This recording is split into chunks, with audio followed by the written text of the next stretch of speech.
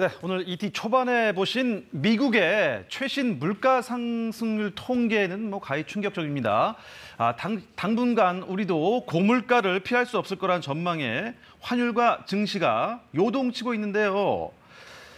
글로벌 ET에서는요, 이럴 때일수록 관리가 중요하기 때문에 물가 관리에 실패한 나라들을 집중적으로 짚어보겠습니다.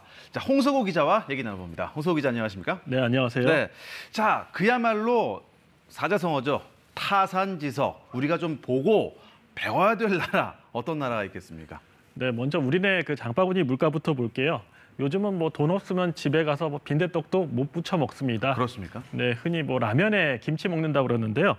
요즘 10,000원 가지고 이제 배추 한 통도 못 삽니다. 불과 한 달 사이에 배 가까이 올라서 11,000원 정도 합니다. 당장 15일부터는 이제 라면 값도 쭉 오르고요.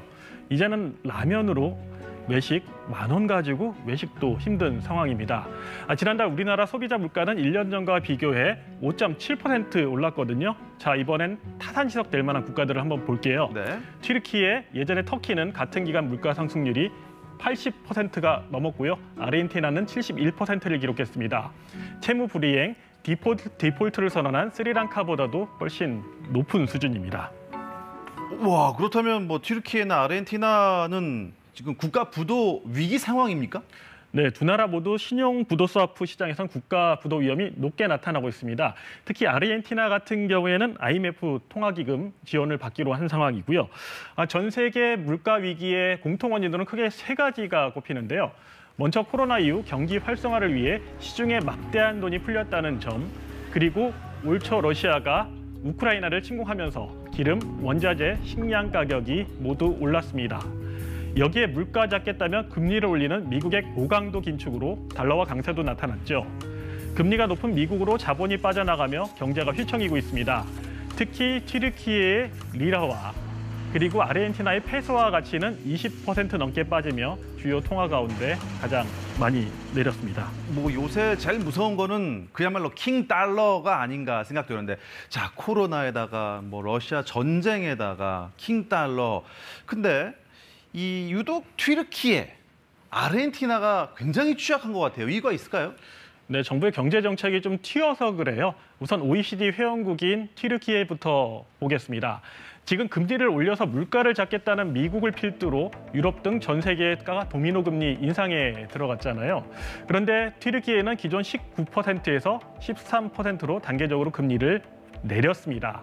물가 상승률이 80%를 넘은 지난달에도 금리를 또 내렸거든요.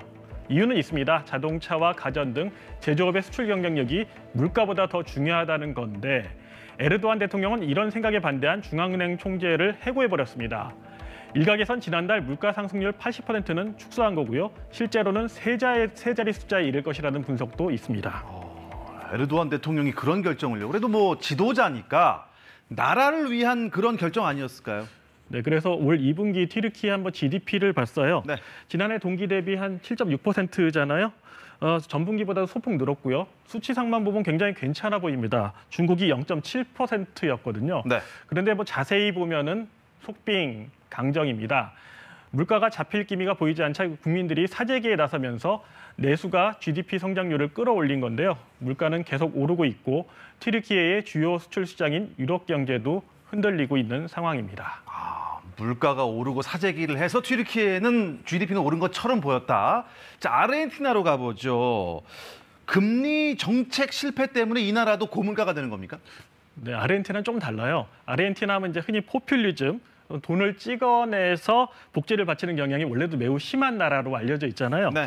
그런데 이런 경향이 코로나 사태로 더욱 심해져서 지금은 거의 수습이 안 되는 상황이라고 합니다. 예. 현재는 백약이 무효한 상태라고 볼 수 있겠는데요. 30년 만에 최고 수준이라는 물가 상승률 속에 최근 2달 사이에만 경제 수장이 3번이나 교체가 됐습니다. 그리고 물가를 잡겠다면서 지난달 기준금리를 한 번에 9.5%포인트나 올렸고요. 현재 금리는 거의 연 70%에 이르고 있습니다.